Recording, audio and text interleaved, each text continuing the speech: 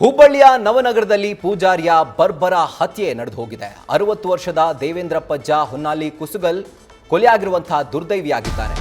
ಇನ್ನು ವೈಷ್ಣೋದೇವಿ ದೇವಸ್ಥಾನದ ಪೂಜಾರಿಯಾಗಿದ್ರು ದೇವೇಂದ್ರಪ್ಪ ಅವರು. ಇನ್ನು ದೇಗುಲದ ಆವರಣದಲ್ಲಿ ಕಾರನ್ನ ತೆಗೆಯುವಾಗ ಅವರಿಗೆ ಚಾಕು ಇರಿತವಾಗಿದೆ. ಇನ್ನು ಆಸ್ಪತ್ರೆಗೆ ರವಾನಿಸುವಂತಹ ಮಾರ್ಗ ಮಧ್ಯೆಯಲ್ಲಿ ಪೂಜಾರಿ ಸಾವನ್ನಪ್ಪಿದ್ದಾರೆ.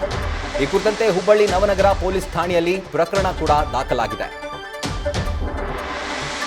ಹುಬ್ಬಳ್ಳಿಯ ನವನಗರದಲ್ಲಿ ಪೂಜಾರಿಯ ಬರ್ಬರ ಹತ್ಯೆಯಾಗಿರೋದು. 60 ವರ್ಷದ ದೇವೇಂದ್ರಪ್ಪ ಹೊನ್ನಾಳಿ ಕುಸುಗಲ್ ಮೃತಪಟ್ಟಂತಹ ದುರ್ದೈವಿ ಪೂಜಾರಿಯಾಗಿದ್ದಾರೆ. ಇನ್ನು ಇವರು ವೈಷ್ಣೋದೇವಿ ದೇವಸ್ಥಾನದಲ್ಲಿ ಪೂಜಾರಿಯಾಗಿ ಕೆಲಸವನ್ನ ಮಾಡ್ತಾ ಇದ್ರು. ಇನ್ನು ದೇವಸ್ಥಾನದ ಆವರಣದಲ್ಲಿ ಕಾರನ್ನ ತೆಗೆಯುವಂತಹ ಸಂದರ್ಭದಲ್ಲಿ ದುಷ್ಕರ್ಮಿಗಳು ಇವರ ಮೇಲೆ ಅಟ್ಯಾಕ್ ಮಾಡಿ ಚಾಕುವಿನಿಂದ ಇರಿದು ಇವರನ್ನ ಹಲ್ಲೆ ಮಾಡಿದ್ದಾರೆ, ಜೊತೆಗೆ ಮರ್ಡರ್ ಮಾಡಿದ್ದಾರೆ. ಇನ್ನು ಆಸ್ಪತ್ರೆಗೆ ರವಾನಿಸುವಂತಹ ವೇಳೆ ಪೂಜಾರಿಯವರು ಮಾರ್ಗ ಮಧ್ಯೆ ಸಾವನ್ನಪ್ಪಿದ್ದಾರೆ. ಈ ಕುರಿತಂತೆ ನವನಗರ ಪೊಲೀಸ್ ಠಾಣೆಯಲ್ಲಿ ಪ್ರಕರಣ ಕೂಡ ದಾಖಲಾಗಿದೆ.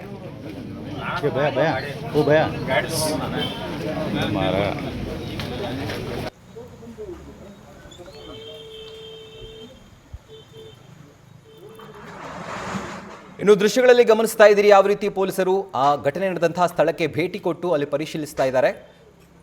ಈ ಒಂದು ಕುರಿತಂತೆ 60 ವರ್ಷದ ದೇವೇಂದ್ರ ಪಜ್ಜ ಹೊನ್ನಾಳಿ ಕುಸುಗಲ್ ಮೃತಪಟ್ಟಂತಹ ದುರ್ದೈವಿಯಾಗಿದ್ದಾರೆ. ಇವರು ದೇವಸ್ಥಾನದಲ್ಲಿ ಪೂಜಾರಿಯಾಗಿ ಕೆಲಸ ಮಾಡ್ತಾ ಇದ್ರು.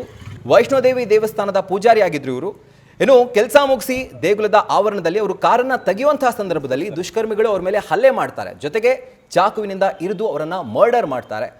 ಹಾಗೂ ಆಸ್ಪತ್ರೆಗೆ ಸಾಗಿಸುವಂತಹ ಮಧ್ಯೆ ತೀವ್ರ ರಕ್ತಸ್ರಾವ ಆಗಿದ್ದರಿಂದ ಮಾರ್ಗ ಮಧ್ಯೆಯಲ್ಲಿ ದೇವೇಂದ್ರಪ್ಪ ಅವರು ಸಾವನ್ನಪ್ತಾರೆ. ಹಾಗೂ ಈ ಕುರಿತಂತೆ ಹುಬ್ಬಳ್ಳಿಯ ನವನಗರ ಪೊಲೀಸ್ ಠಾಣೆಯಲ್ಲಿ ಪ್ರಕರಣ ಕೂಡ ದಾಖಲಾಗಿದೆ.